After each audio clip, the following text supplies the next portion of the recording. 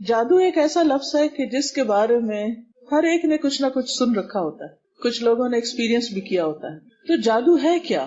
جادو کا لفظ ایسا ہے کہ جس سے ہر کوئی واقف ہے، کسی نہ کسی شکل میں کہیں نہ کہیں ہم اس کے بارے میں کچھ نہ کچھ سنتے رہتے ہیں. جادو کا لفظ اردو زبان کا لفظ ہے. عربی میں اس کے لیے سحر کا لفظ استعمال ہوتا ہے. سحر، جس کا لغوی معنی، لفظی معنی کیا ہے؟ دھوکہ دینا، حیلہ کرنا، حقیقت سے پھیرنا، باطل کو حق کی صورت میں ظاہر کرنا، یا کوئی چیز کسی کے سامنے ایسی ملمہ سازی کر کے پیش کرنا کہ دیکھنے والے حیران اور ششدر ہو جائیں. یعنی کسی چیز کی اصل حقیقت کو چھپا دینا اور اس کے اوپر ایسی ملمہ سازی کرنا کہ وہ دوسرے کو کچھ سے کچھ نظر آئے. مختلف علماء کرام نے جادو کی مختلف تعریفیں کی ہیں، اس کو مختلف طریقے سے ڈیفائن کیا ہے، لیکن سب کی تعریف میں یا سب کی ڈیفینیشن میں ایک بات مشترک ہے، ایک کامن چیز ہے، اور وہ کیا ہے کہ جادو کے اسباب پوشیدہ ہوتے ہیں، چھپے ہوئے ہوتے ہیں، ظاہر نہیں ہوتے، نظر نہیں آتے، سامنے نہیں ہوتے، ہڈن ہوتے، ریزنز نہیں پتہ چلتی. جادو میں عام طور پر شیاطین، ارواح خبیثہ یا ستاروں سے مدد مانگی جاتی، دوسرے لفظوں میں غیر اللہ سے مدد مانگی جاتی. اسی لیے جادو شرک اور کفر کے درجے میں پہنچ جاتا ہے. جادو ایک نفسیاتی اثر ہوتا ہے، ایک سائیکولوجیکل انفلوئنس ہوتا ہے، اثر ہوتا ہے جو نفس سے گزر کر جسم کو بھی اسی طرح متاثر کر سکتا ہے جس طرح جسمانی اثرات جسم سے گزر کر نفس کو متاثر کرتے ہیں. مثلاً یہ پین ایک جسم رکھتا ہے، مادی چیز ہے، اگر اس مادی چیز کو جسم پر لگایا جائے تو کیا ہوتا ہے؟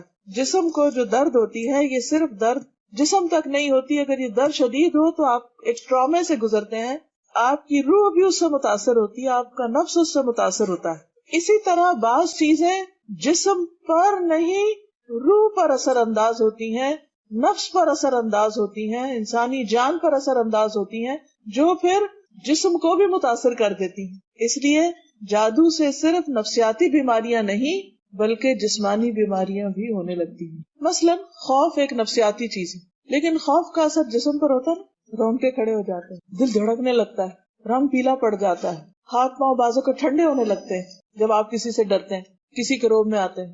اسی طرح خوشی کے اثرات بھی ہوتے ہیں، جب ہم خوش ہوتے ہیں یا کوئی اچھی چیز دیکھتے ہیں تو اس سے بھی اوور ویلمڈ ہوتے ہیں، اس کے اثرات بھی ہمارے جسم پر ہوتے ہیں. تو جادو جب انسان پر ہوتا ہے تو اس کے جسم اور اس کے حواس اور اس کی روح اور اس کے نفس یعنی اس کی پوری شخصیت پر کسی نہ کسی طرح کے اثرات ہوتے ہیں. کبھی تھوڑے ہوتے ہیں، کبھی زیادہ ہوتے ہیں، لیکن بِإِذْنِ اللہ اثرات ہوتے ہیں. اگر اللہ تعالیٰ نہ چاہے تو کوئی چیز کسی کو نقصان نہیں دے سکتی، نہ اس کا کوئی اثر ہوتا ہے. مثلاً جب کوئی جسمانی بیماری بھی لگتی ہے تو اس کے وائرسز ہر طرح موجود ہوتے ہیں، مثلا فلو پھیلتا ہے یا طاعون پھیلتا ہے یا کوئی اور متعدی مرض پھیلتی، تو یہ تھوڑی ہوتا کہ ہر ایک کو لگ جائے. کس کو لگتی ہے؟ جس کو اللہ چاہتا ہے، اللہ کے اذن سے، اللہ کے حکم سے. ورنہ بعض لوگ مریضوں کے بیچ میں ہوتے ہیں اور انہیں کچھ بھی نہیں ہوتا.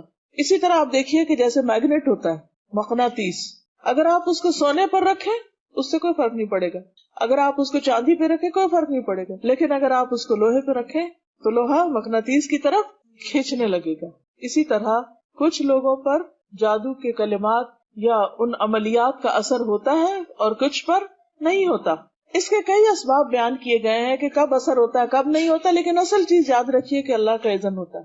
اگر اللہ تمہاری مدد کرے، اللہ حفاظت فرمائے، کوئی چیز نقصان نہیں دے سکتی. اور اگر اللہ تعالیٰ اپنے کسی خاص مصلحت کے تحت، اپنی مشیت کے تحت کسی کے لیے اذن دے تو پھر کوئی اس کو روک نہیں سکتا. تو اس لیے آج جو کچھ میں آپ کو بتاؤں گی کہ جادو میں کیا ہوتا ہے، کس کس قسم کے اثرات ہوتے ہیں، انسان کیا محسوس کرتا ہے، تو آپ نے وہم کا شکار نہیں ہونا کہ یہاں سے آپ اٹھے تو ہر ایک سوچے کہ ہاں یہ تو مجھے بھی ہوتا ہے اور میرا خیال ہے مجھ پر بھی کوئی جادو ہو چکا ہے. نہیں، ضروری نہیں کہ آپ کو جو کچھ ہوتا ہے وہ کسی جادو کی وجہ سے ہو، وہ کسی اور وجہ سے بھی ہو سکتا ہے. لیکن جادو کی کچھ علامات ہوتی ہیں اور اگر وہ علامات کسی کے اندر نظر آئے تو اس کا علاج کرنا چاہیے، کیونکہ یہ بھی ایک مرض ہے دیگر امراض کی طرح. جیسے جسمانی امراض ہوتے ہیں ایسے روحانی امراض ہوتے ہیں، اور کچھ جسمانی اور روحانی دونوں ملے جلے ہوتے ہیں. اس لیے اس کے بارے میں جاننا اس لیے ضروری ہے کہ انسان ہوشیار رہے، حفاظتی تدابیر اختیار کرتا رہے، اللہ کی پناہ میں اپنے آپ کو دے، اللہ تعالیٰ سے اپنا تعلق مضبوط کرے اور اللہ کے راستے پر جمع رہے. تو انسان جب کسی شر سے آگاہ ہوتا ہے تو اس آگاہی کا مطلب اس شر کی طرف جانا نہیں ہے. اس لیے نہیں ہم سیکھ رہے کہ نعوذ باللہ ہم بھی کسی ایسے کام میں مبتلا ہو جائیں، بلکہ اس لیے تاکہ ہم ایسی حرکات سے دور رہیں اور باز رہیں. جادو برحق ہے. برحق کا مطلب یہ نہیں کہ درست ہے، برحق یہ اس معنی میں نہیں. مطلب یہ ہے کہ جادو کا اثر ہوتا ہے اگر اللہ چاہے، لیکن یہ عقیدہ رکھنا درست نہیں کہ جادو میں کسی کو نقصان پہنچانے کی طاقت موجود ہے، کہ کوئی جادو کے بل پر کسی کو کوئی نقصان دے سکتا ہے.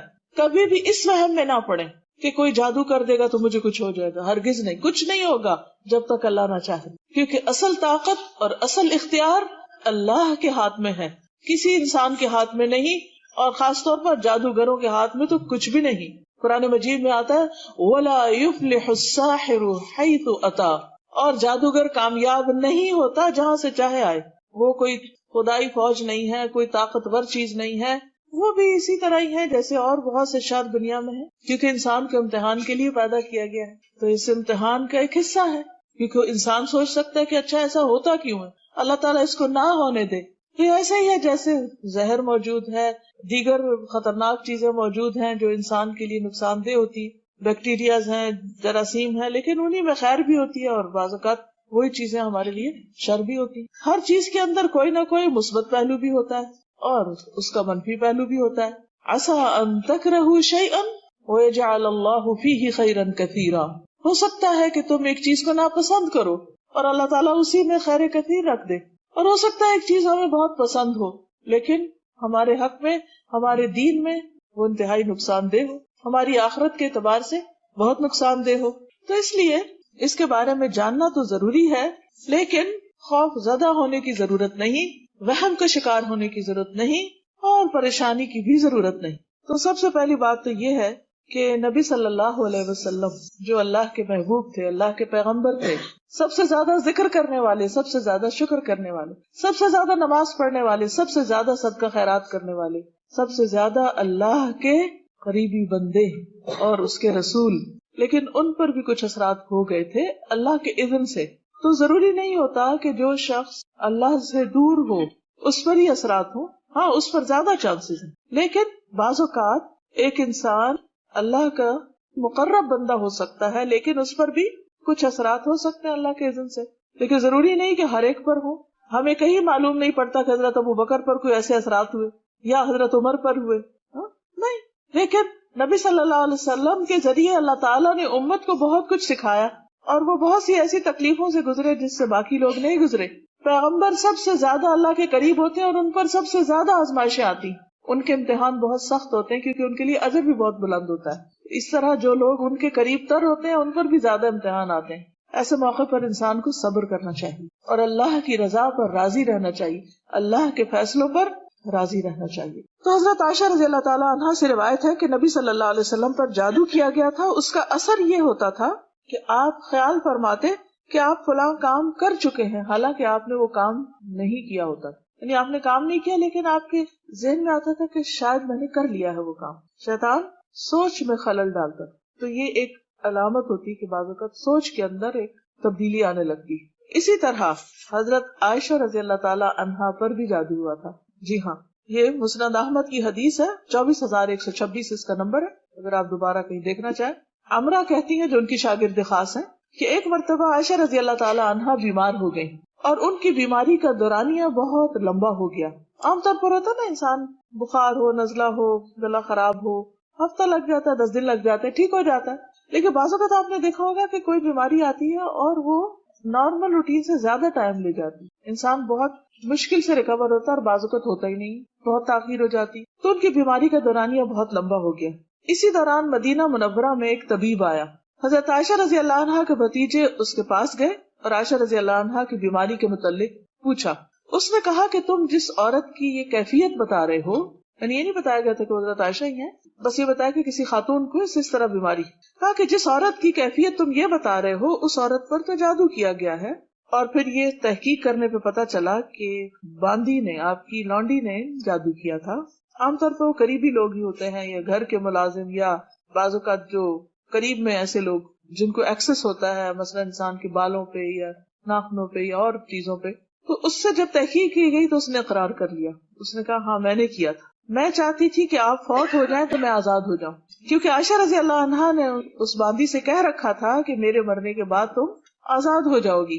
عائشہ رضی اللہ عنہا نے حقیقت کے سامنے آنے پر فرمایا، اس باندی کو عرب میں سب سے طاقتور لوگوں کے ہاتھ بیچ دو اور اس کی قیمت اس جیسی ایک باندی پر خرچ کر دو، یعنی کسی اور کو آزاد کر دو، لیکن اب اس کو آزادی نہیں ملے گی۔ تو اس سے یہ پتہ چلتا ہے کہ بعض اوقات حسد میں یا کسی مفاد کی خاطر یا ایسے ہی کسی دشمنی کی وجہ سے لوگ دوسرے کو تکلیف دینے کے لیے ایسے اعمال کرتے ہیں۔ اسی طرح بعض اوقات شیطان انسان کو ستاتا ہے، وہ بچوں کو بھی نہیں چھوڑتا، وہ بڑوں کو بھی نہیں چھوڑتا، وہ ہر ایک کے پیچھے۔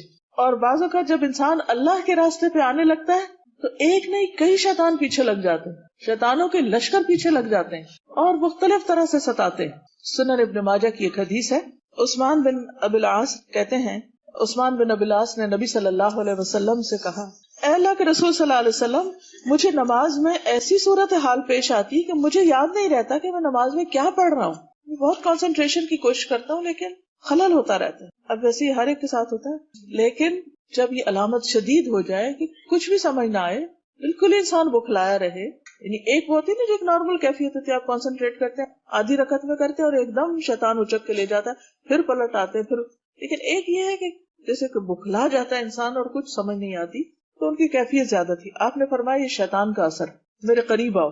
میں آپ کے قریب ہوا اور پنجوں کے بل بیٹھ گیا، یعنی آپ نے میرے سینے پر ہاتھ مارا اور میرے منہ پہ تھتکارا، یعنی کچھ پڑھ کے یعنی جھاڑا ان کو، اور فرمایا اے اللہ کے دشمن نکل جا۔ آپ نے 3 بار ایسا کیا، پھر فرمایا اپنے کام پہ چلے جاؤ۔ عثمان فرماتے ہیں میری عمر گواہ ہے، یعنی اب تک جب تک میں زندہ ہوں، یعنی تھرو آؤٹ مائی لائف، کہنے کا ایک انداز ہے کہ اس کے بعد شیطان نے مجھے پریشان نہیں کیا، وہ نکل گیا۔ تو یہ اس طرح کے بھی بعض اوقات اثرات ہوتے ہیں، تو اس میں بس سمپل سا علاج ہے، اور یہ علاج بہت آزمودہ ہے۔ بعض اوقات آپ دیکھیں گے کہ چھوٹے بچے بے وجہ رونا شروع کر دیتے ہیں اور روئے چلے جاتے ہیں، روئے چلے جاتے ہیں۔ آپ ان کو دنیا کی ہر وہ چیز دیتے جس سے وہ بہل جاتے، لیکن وہ نہیں بہلتے۔ اسی لیے حکم دیا گیا نا کہ مغرب کے بعد جب سورج ڈوب جائے تو بچوں کو باہر نہیں نکلنے دو۔ کیوں؟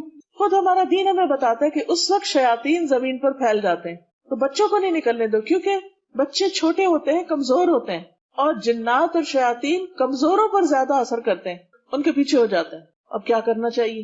کرنا یہ چاہیے کہ آپ ماں کی حیثیت میں اپنے دل کو پہلے مضبوط کریں، آیت الکرسی پڑھ کے، اس کے بعد آپ وہی صورتیں جن کو معوذتین کہا جاتا ہے وہ پڑھ کے آپ تھتکاریں، یعنی پھونک مار دیں اور منہ سے بول کے کہیں چلے جاؤ یہاں سے، جو بھی ہو چلے جاؤ یہاں سے، پوری قوت، خود نہیں ڈرنا کہ آپ بھی ہوش ہوئے پڑے ہیں۔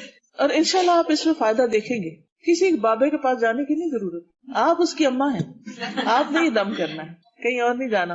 بہرحال یہ یاد رہے کہ جادو جو ہے یہ کفر ہے۔ قرآن مجید میں سورۃ البقرہ میں آیت نمبر 102 ہے، اللہ سبحانہ وتعالیٰ فرماتے ہیں وَاتَّبَعُوا مَا تَتْلُو الشَّيَاطِينُ عَلَى مُلْكِ سُلَيْمَانَ وَمَا كَفَرَ سُلَيْمَانُ وَلَكِنَّ الشَّيَاطِينَ كَفَرُوا يُعَلِّمُونَ النَّاسَ السِّحْرَ وَمَا أُنزِلَ عَلَى الْمَلَكَيْنِ بِبَابِلَ هَارُوتَ وَمَارُوتَ وَمَا يُعَلِّمَانِ مِنْ أَحَدٍ حَتَّى يَقُولَا إِنَّمَا نَحْنُ فِتْنَةٌ فَلَا تَكْفُرْ فَيَتَعَلَّمُونَ مِنْهُمَا مَا يُفَرِّقُونَ بِهِ بَيْنَ الْمَرْءِ وَزَوْجِهِ وَمَا هُمْ بِضَارِّينَ بِهِ مِنْ أَحَدٍ إِلَّا بِإِذْنِ اللَّهِ وَيَتَعَلَّمُونَ مَا يَضُرُّهُمْ وَلَا يَنفَعُهُمْ وَلَقَدْ عَلِمُوا لَمَنِ اشْتَرَاهُ مَا لَهُ فِي الْآخِرَةِ مِنْ خَلَاقٍ وَلَبِئْسَ مَا شَرَوْا بِهِ أَنفُسَهُمْ لَوْ كَانُوا يَعْلَمُونَ۔ اور یہ یہود تورات کی بجائے اس چیز کے پیچھے پڑ گئے، یعنی جنتر منتر کے، جو سلیمان کے دور حکومت میں شیاطین پڑھا کرتے تھے۔ سلیمان علیہ السلام نے ایسا کفر کبھی نہیں کیا، بلکہ کفر تو وہ شیطان لوگ کرتے تھے جو لوگوں کو جادو سکھاتے تھے۔ نیز یہ یہود اس چیز کے بھی پیچھے پڑ گئے جو بابل میں، عراق کا ایک شہر ہے، ہاروت اور ماروت 2 فرشتوں پر اتاری گئی۔ یہ فرشتے کسی کو کچھ نہ سکھاتے تھے جب تک یہ نہ کہہ لیتے کہ ہم تو تمہارے لیے آزمائش ہیں، سو تم کافر نہ بنو، فلا تکفر، کفر نہ کرو۔ پھر بھی یہ لوگ ان سے ایسی باتیں سیکھتے جن سے وہ مرد اور اس کی بیوی کے درمیان جدائی ڈال سکیں، حالانکہ وہ اللہ کے حکم کے بغیر کسی کو بھی نقصان نہیں پہنچا سکتے تھے، اور باتیں بھی ایسی سیکھتے جو انہیں دکھ ہی دیں، فائدہ نہ دیں۔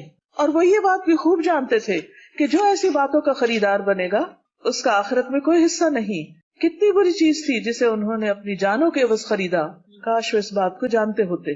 تو اس آیت سے یہ پتہ چلتا ہے کہ جادو کا کھیل کھیلا جاتا ہے، شیاطین کی مدد سے ہوتا ہے۔ اللہ سبحانہ و تعالیٰ نے اہل کتاب کے امتحان کے لیے 2 فرشتے اتار کر ان کے ذریعے بھی لوگوں کو سکھایا، جبکہ وہ خود بتا دیتے تھے کہ ہم آزمائش ہیں، لیکن لوگ پرواہ نہیں کرتے تھے کہ اللہ کا حکم کیا ہے۔ اللہ کا حکم پیٹھ پیچھے پھینک کر جادو سیکھنے میں لگ جاتے۔ وہ کہتے تھے کہ کفر نہ کرو۔ اس سے یہ پتہ چلتا ہے کہ جادو کا سیکھنا سکھانا شیطانی اور کفریہ کام ہے۔ جو ایسا کرتا ہے وہ کفر کا ارتکاب کر لیتا ہے۔ پھر یہ کہ جادو کا پہلا ہدف کیا ہوتا ہے؟ شوہر بیوی کے درمیان جدائی ڈالنا۔ لیکن یاد رکھیے کہ جب تک اللہ نہ چاہے ایسے کوئی کر نہیں سکتا۔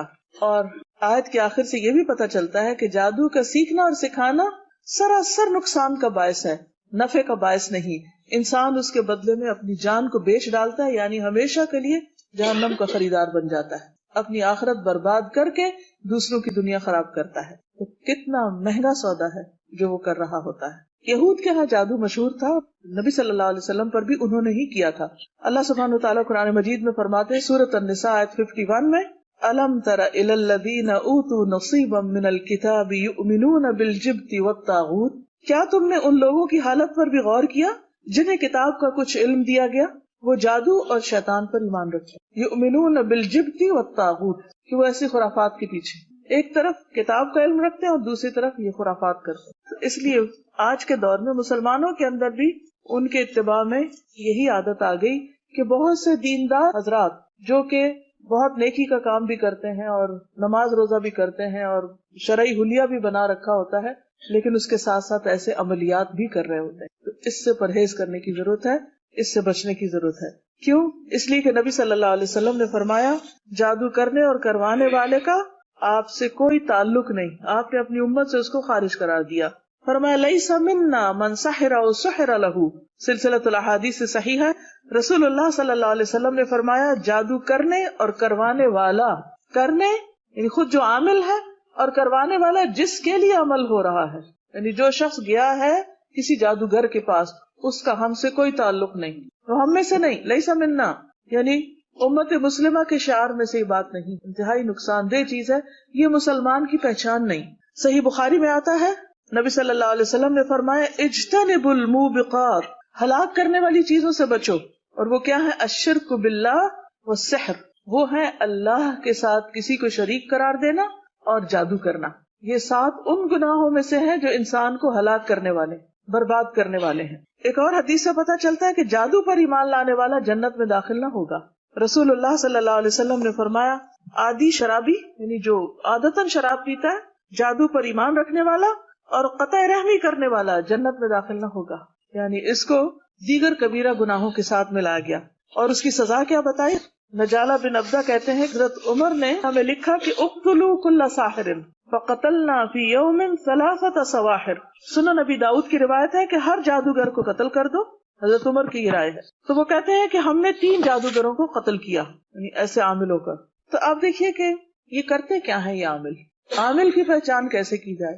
جادو کی سب سے بڑی علامت گرہ لگانا ہوتا۔ کسی دھاگے میں، تار میں جب کوئی گرہ لگا کے کچھ پڑے تو سمجھو یہ جادو کر رہا ہے، چاہے وہ گھر کے اندر ہو یا گلی میں بیٹھا ہو یا کسی کاروبار میں لگا ہوا ہو، چاہے کوئی کتنا بھی بڑا حافظ، عالم، معلم، مولوی صاحب، پیر صاحب کوئی بھی ہو، لیکن اگر وہ دھاگے میں گرہ لگا کے کچھ پڑھ رہے ہیں تو یہ جادو کا عمل کر رہے ہیں۔ یہ سب سے پہلی پہچان۔ کوئی شخص اگر آپ کا علاج اس طرح کرنا چاہے تو فوراً وہاں سے اٹھ جائیے اور وہ دھاگا کاٹ دیجیے۔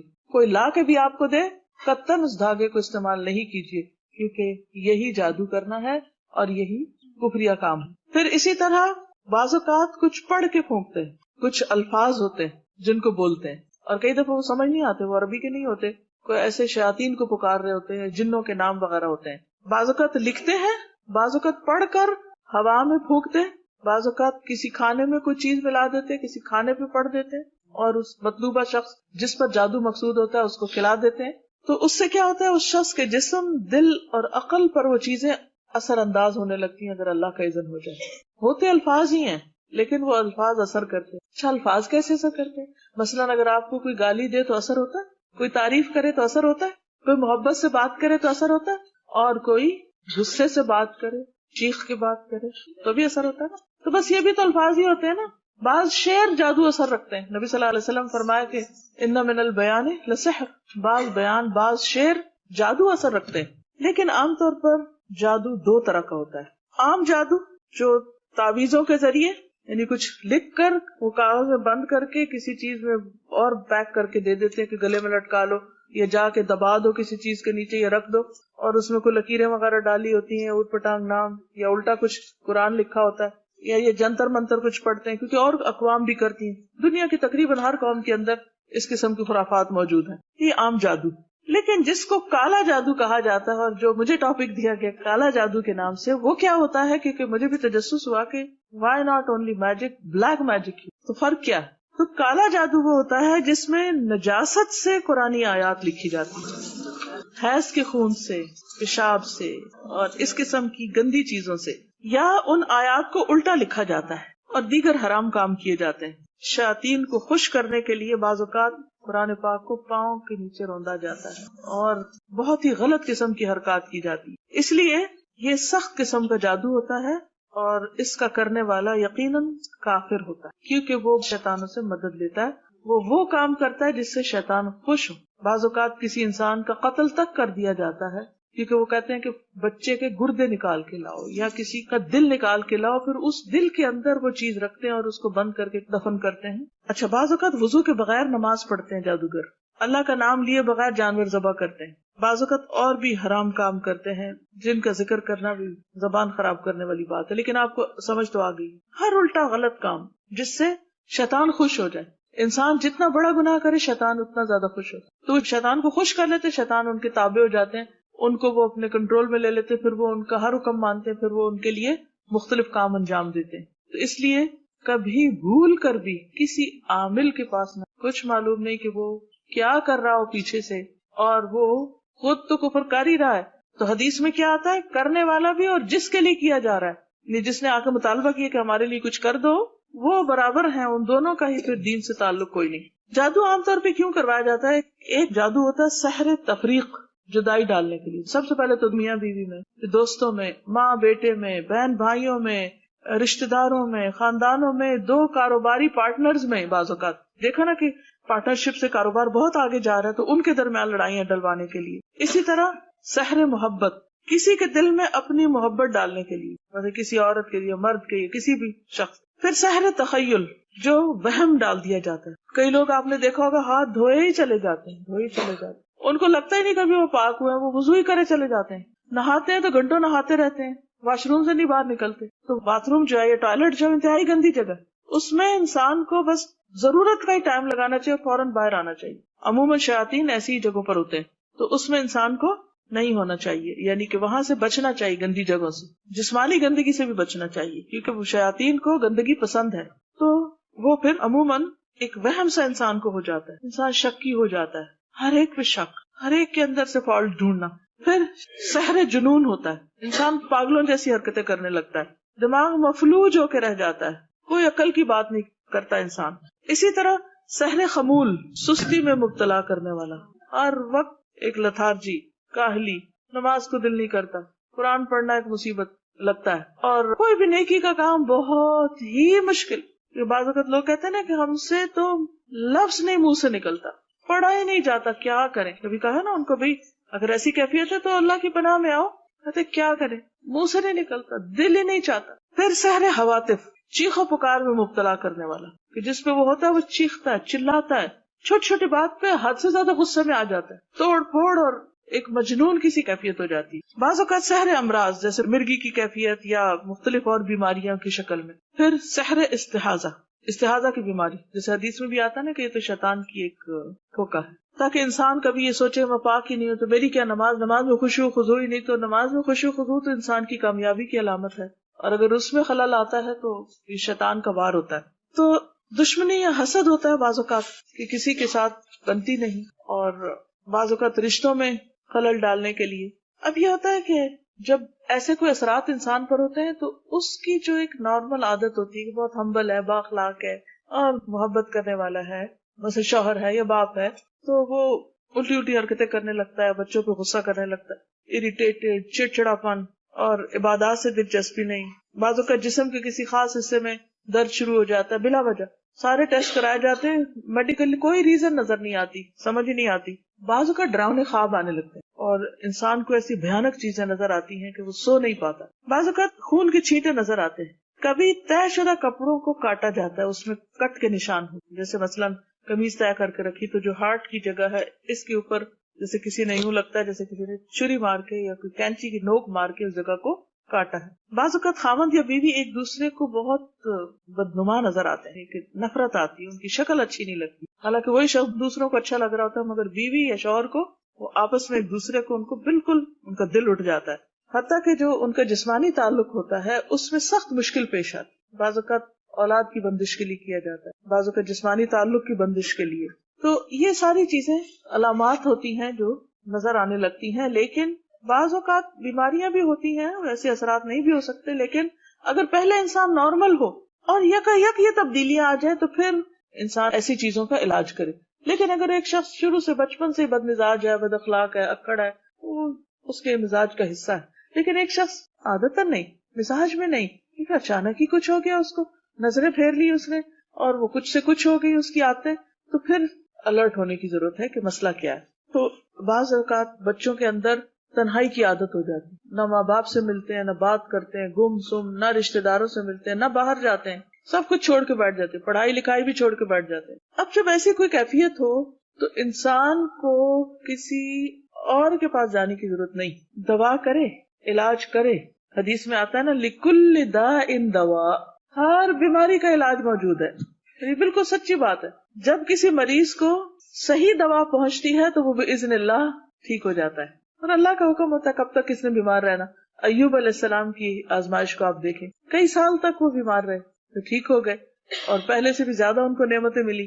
تو مایوس کبھی نہیں ہونا چاہیے. اللہ کا حکم ہوگا تو ایک کن کہنے کی دیر ہے, انسان شفا یاب ہو جائے گا اور دوائیں بھی اثر کریں گی. اس میں جو انسان کا بہت بڑا امتحان ہوتا ہے وہ اس کے عقیدے کا امتحان ہے. اب اللہ پر کتنا توکل ہے, اللہ سے انسان کتنا جڑتا ہے, اللہ سے کیا مانگتا ہے, اور غیروں کی طرف کتنا جاتا ہے. یہ شدید قسم کی وہ زلزلوا زلزالا شدیدہ ہو جاتا ہے بعض اوقات, کیونکہ انسان خود نہ بھی جانا چاہے کسی غلط راستے پر تو دوسرے آ کے کہتے ہیں کہ دیکھو تم مر جاؤ گے, تم چلو فلاں کے پاس, وہ فلاں گیا تھا, اور عجیب و غریب قصے کہانیاں سناتے ہیں, اس کے پاس علاج کرایا تو وہ ٹھیک ہو گیا, اور اس کے پاس گیا تو وہاں سے شفا ہو گئی. ٹھیک ہے, بعض اوقات انسان کو خود نہیں پتا ہوتا تو کسی سے مشورہ کیا جا سکتا ہے, لیکن یاد رکھیے کہ اگر کوئی ایسا عامل ہے کہ جو گرہ لگا رہا ہو, بھوکے مار رہا ہو, یا بعض لوگ تالے کو لاک کر دیتے ہیں پڑھ کے, بعض اور خرافات کرتے ہیں, تو اس قسم کی چیزیں جو ہیں اس سے بچنے کی ضرورت. پھر اسی طرح یہ ہے کہ نجاست اس کا ایک بڑا سبب ہوتی ہے کہ انسان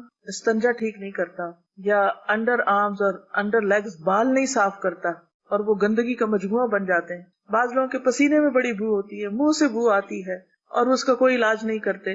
بعض لوگ نہاتے نہیں ہیں اور ان کے جسم سے ایک عجیب سی سڑاند آتی ہے. تو یہ بھی سبب بنتے ہیں جادو یا کسی بھی ایسی تکلیف کے آنے کا. اس لیے سب سے پہلے تو اللہ پہ پکا توکل اور یقین رکھیں, اس کے بعد اپنی اصلاح کریں, اور وہ کیا ہے کہ اپنے سے ہر نجاست اور گندگی کو دور کریں, چھوٹی ہے یا بڑی.